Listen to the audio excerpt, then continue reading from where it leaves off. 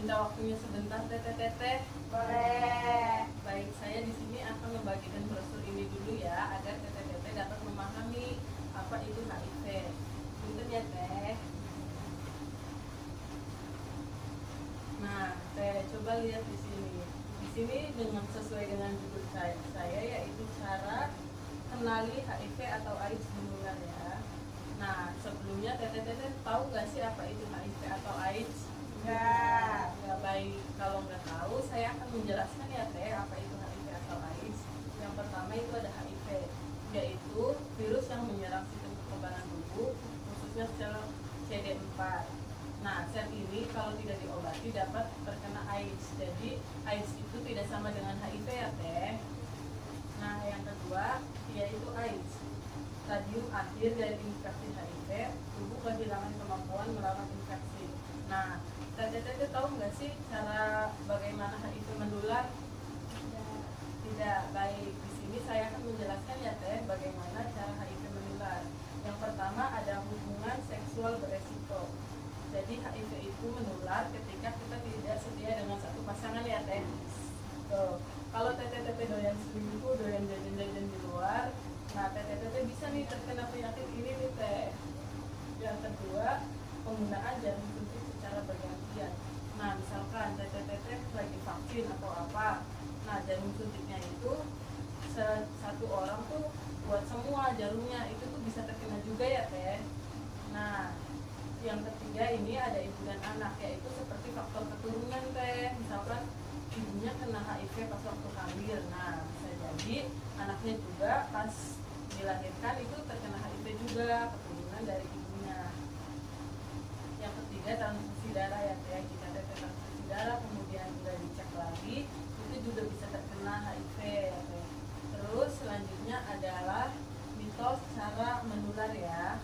Nah, mitosnya tuh teteh pernah denger gak sih misalkan HIV menular melewati nyamuk?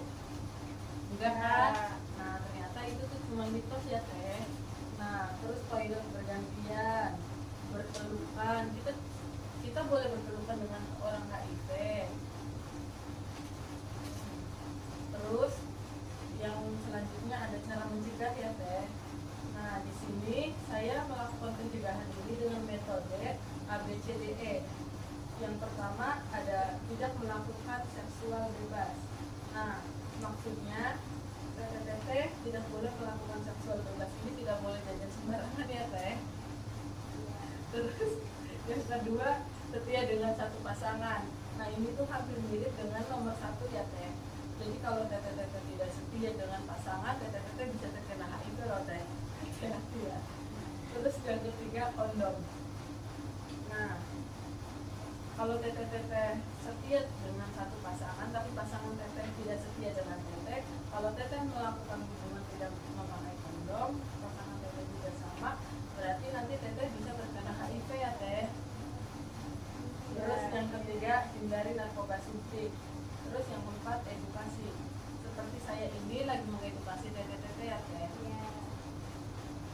Baik, di sini ada data dan fakta global di Indonesia estimasi 2024 sampai 2026. Di sini datanya saya mengambil dari Kemenkes ya teh.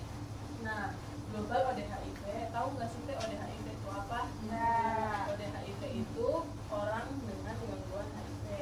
Jadi dalam di global ini di seluruh dunia ODHIV ini masih terus meningkat ya teh sampai saat ini. Nah, sedangkan kalau di Indonesia ini sudah menurun. Nah, kalau globalnya untuk kematian sudah menurun ya teh.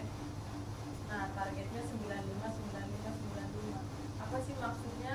Nah, target ini tuh untuk mengasih tahu kita seberapa tahun statusnya, berobat, dan tidak terdeteksi. Nah, untuk yang terakhir ya teh, penanganan pelayanan. Nah, misalkan teteh terkena HIV, teteh jangan panik ya teh.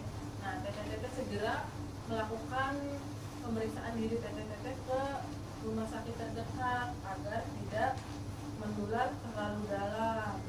Terus yang kedua, pengobatan ARV.